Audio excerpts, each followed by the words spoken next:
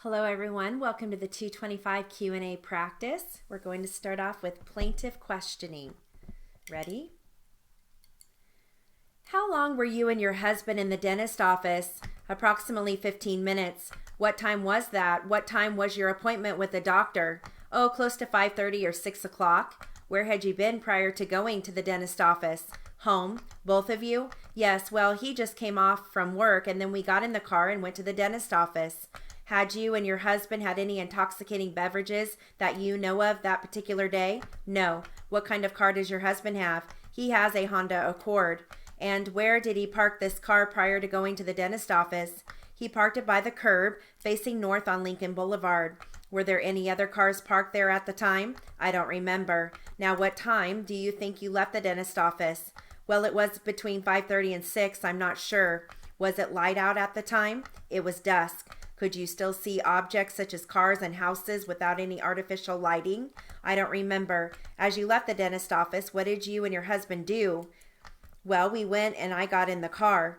Was the car parked south of the dentist office or north of the dentist office? South of the dentist office. Approximately how many feet from the dentist office? I don't know for sure. Was it a considerable distance or a short distance? Short distance. Were there any other cars parked along the curb there when you came back? I don't remember. Were you and your husband conversing as you proceeded from the dentist office to the car?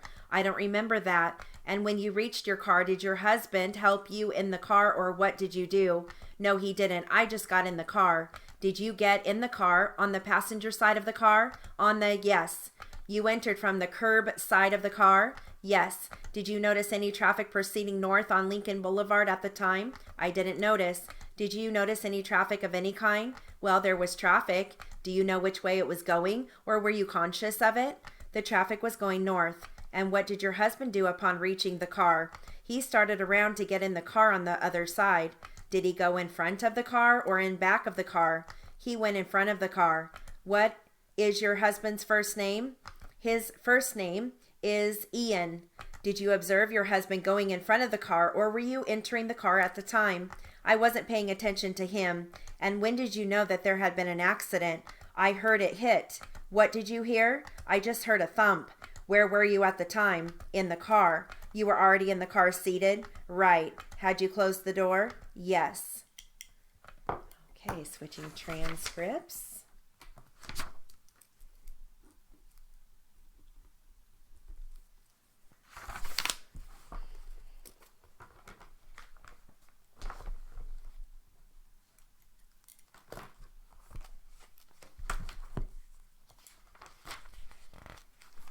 Okay, and this looks like it's going to be defense questioning. Here we go.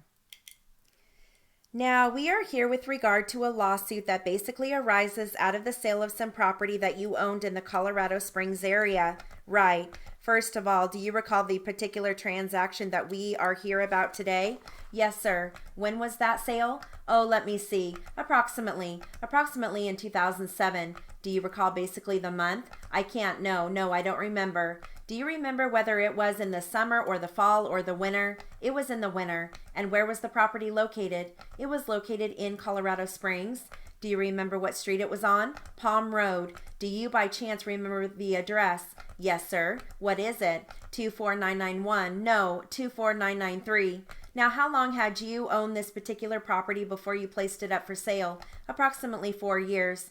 And can you give me a basic description of the interior of the house? It was a 5-bedroom, 2-bath home. How many square feet did it have? Approximately 3,000. Did it have a garage? Yes, it did. And was it a 2-car or a 3-car garage? Yes, a 3-car garage.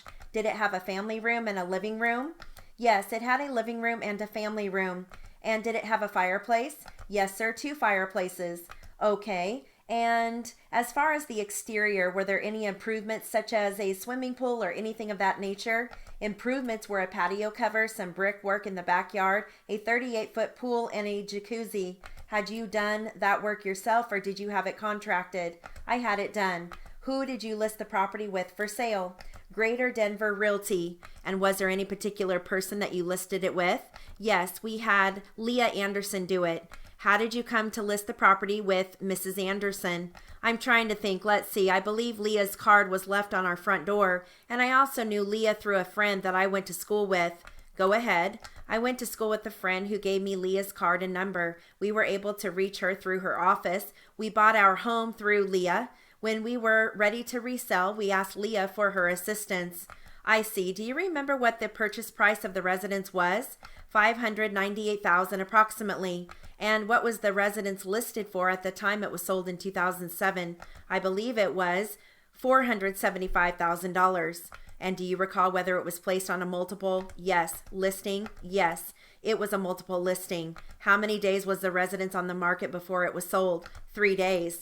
And what was the selling price, Mr. Stevens? Do you remember? $471,900 to be exact. Okay, switching over to our sexual harassment case. And this will be defense.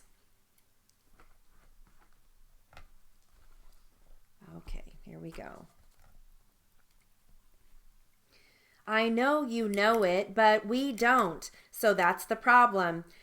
For him to get up from his desk and exit out the office, he would have had to walk by you, correct? Exactly. And you've described what he did when he walked by after he rubbed up against you. He continued to walk towards the door. No, he walked out the door. The cabinet is right by the door. Okay. He turned back around and came back and sat down. If he would have kept going, I really would have thought he was trying to get past me. But when I felt him, you know. So when he came back in the room, did he rub up against you or did he go straight to his desk? No, he went straight to his desk. Then he came back in and he didn't rub up against me that time.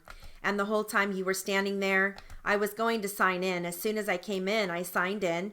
I wanted to sign in. Nick jumps up. He went like this and put his hands and rubbed his private parts and went like 4 steps out the door and turned back around and went back and sat down. So while he was doing that, you stood there the whole time in one spot. If somebody comes past you, you are going to move out of the way.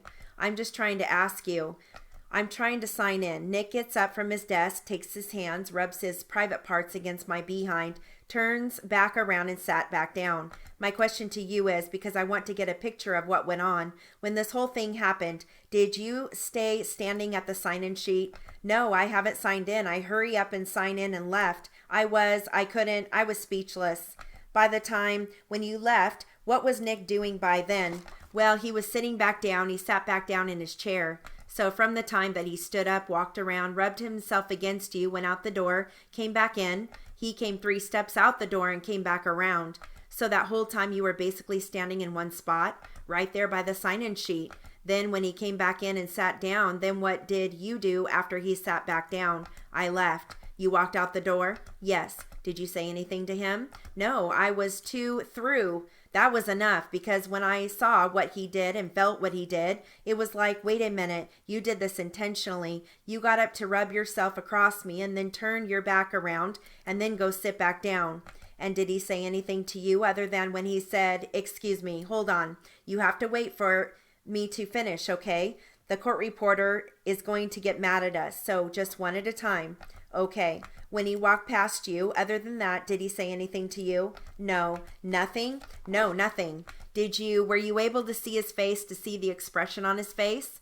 No, because as soon as he went that way to sit down, I walked out. All right, what did you do after you walked out? I went to the building where I work and did you continue working? Or I continued to work for like a week and then I left. I couldn't.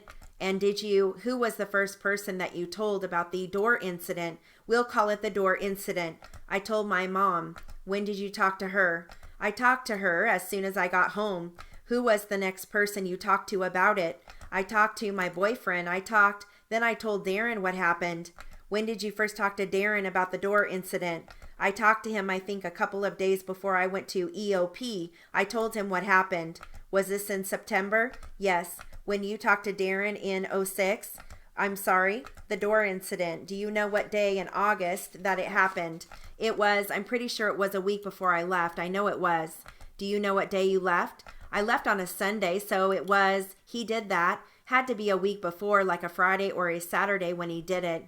So do you know about how long it was between the door incident and when you first talked to Darren? Like a week, 2 weeks, or when? Can you give us an estimate? It was in September. Okay, and what did you tell Darren? I told him exactly what I just said, that Nick came from his desk and went and rubbed himself against me, turned around and sat down. What did Darren say? I don't know what Darren said. He told me to stay away from him, like try to avoid him. Did you tell Darren you wanted to report it? No, I didn't. Once he told me he was going to report what happened from the first time, there wasn't enough happening. I was trying to focus on dealing with me. I wasn't really dealing with Darren, you know. Did you, other than EOP, did you tell, when you finally talked to Beth and Katie, did you talk to anybody else at the workplace about what happened? No, I talked to Darren and Steve because I ran into him one day and he was asking like, sis, what's going on, sis? And then I told him and that was it. Okay, go ahead. Darren was the one I reported it to, what happened. And then he asked me, what is going on? I heard stuff happening. And then I told him little pieces about it and that was it. And who is Steve? He's a co-worker who worked there. When did you talk to Steve? It was like a month later. So months after the August. It might have been in February when I saw Steve. That would be 06? No, 07. Okay, and that concludes our Q&A practice for the 225 class.